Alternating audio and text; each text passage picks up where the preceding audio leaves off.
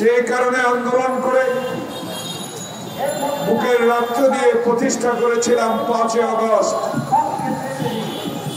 সেই 5ই আগস্টের বিপ্লবী সরকারের প্রতি আবার নতুন করে আমরা দাবি করতে হবে, গণতন্ত্র পরিষদ আজকে দাবি করতে হবে প্রিয় নেতা তারেক রহমানের মামলা কেন প্রত্যাহার হলো না। বিষয়টি আমার মনে হয় ইতিমধ্যে বাংলাদেশের মানুষ বলা শুরু করেছে।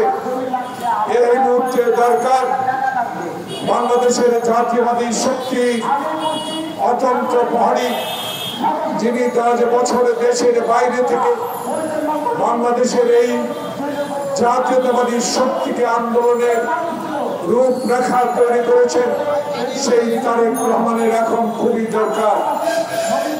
এই ইন্টেরিয়ম গভর্নমেন্ট আপনি মনে রাখতে হবে, এই দেশের 16 বছর শোষণ করেছে শেখ হাসিনা। এই দেশের 16 বছর গণতন্ত্রকে গলা টিপে হত্যা করেছে শেখ হাসিনা। এই দেশের সাংবিধানিক প্রতিষ্ঠানগুলো সম্পূর্ণ ধ্বংস করে দিয়েছে শেখ হাসিনার আওয়ামী লীগ। এই দেশের সংবিধান পরিবর্তন করে তার বাবাকে জাতির পিতা বানিয়েছে শেখ হাসিনা। এই দেশে মুক্তিযুদ্ধের নামে মুক্তিযোদ্ধাদেরকে চাকরি দিয়ে বাংলাদেশে বৈষম্য তৈরি করেছে শেখ হাসিনার আওয়ামী লীগ। একমাত্র ওয়ালটন এসি দিচ্ছে 1 বছরের রিপ্লেসমেন্ট গ্যারান্টি।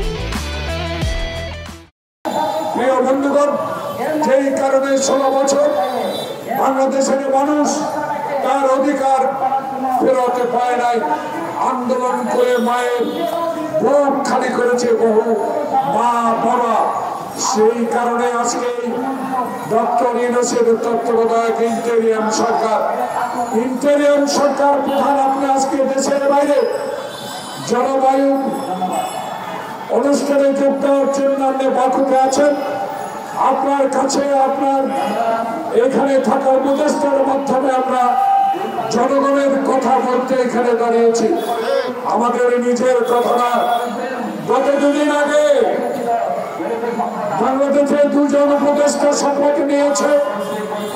বাংলাদেশের মানুষ যে ছাত্র বৈষম্য আন্দোলন বুকের রক্ত দিয়ে আবু সাঈদ খোকনের মুগ্ধ বাংলাদেশে আপনাকে ক্ষমতায় বসিয়েছে, সেই 2 জনকে বিতর্কিত ব্যক্তিকে কেন এই উপদেষ্টা মন্ডলীর সদস্য হিসেবে শপথ করানো হলো?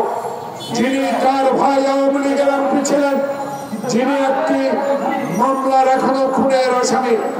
আরেকজন নিয়ে আমি কথা বলতে চাই না, যার কোনো অবদান নাই, যার কোনো অবদান বাংলাদেশে গণতান্ত্রিক আন্দোলনে নাই, এমন এক ব্যক্তিকে উপদেষ্টা মন্ডলীর সদস্য করে বাংলাদেশে যে বিতর্কের ঝড় উঠিয়েছেন, সেই বিতর্কের ঝড়ের সাথে একত্রিত হয়েছে ছাত্র বৈষম্য আন্দোলন।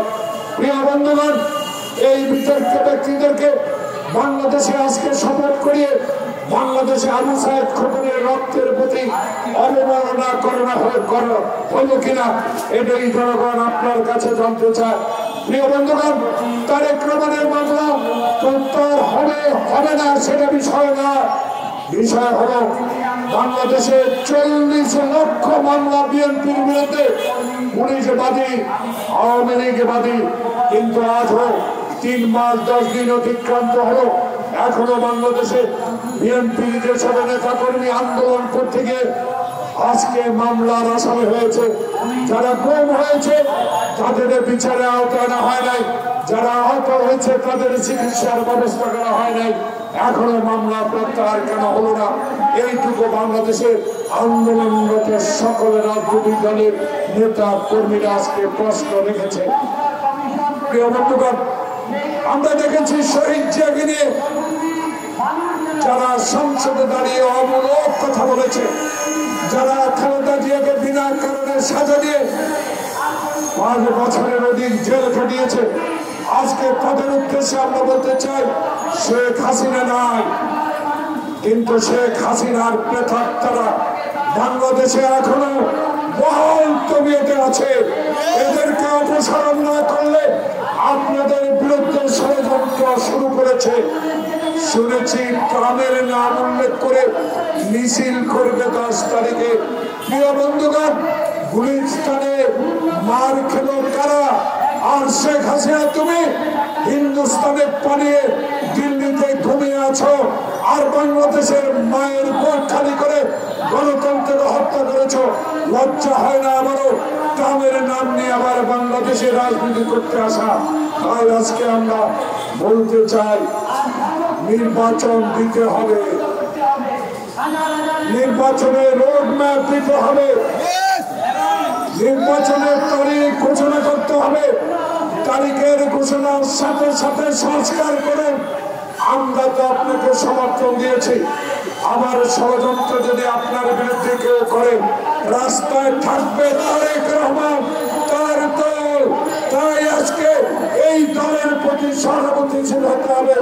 এই দলের মামলাগুলো আপনাকে অবিলম্বে প্রত্যাহার করতে হবে। যে দলটি সকল দল মিলে আন্দোলন করে শেখ হাসিনাকে বিদায় করেছে, সেই শেখ হাসিনার প্রতাপকে অবিলম্বে সকল পদ থেকে অপসারণ করতে হবে। প্রিয় ভাইরা, তাই আজকে আমরা দাবি করব, আসুন বাংলাদেশে এমন একটি গণতান্ত্রিক ব্যবস্থা তৈরি হোক, যেই নির্বাচনের মধ্যে দিয়ে বাংলাদেশে এমন একটি সরকার হবে, যেই সরকারে জনপ্রতিনিধি এবং যে সরকারি সংসদ যাবে, যে দলই সংসদে যাবে, তারাই বাংলাদেশের মূল সংস্কার করবে। আপনি অন্তর্বর্তীকালীন সরকার যা প্রয়োজন তাই সংস্কার করুন। তাই আমি অনুরোধ জানাবো, আসুন তারেক রহমানের মামলা প্রত্যাহার করে বাংলাদেশে আসার সুযোগ করে দেন।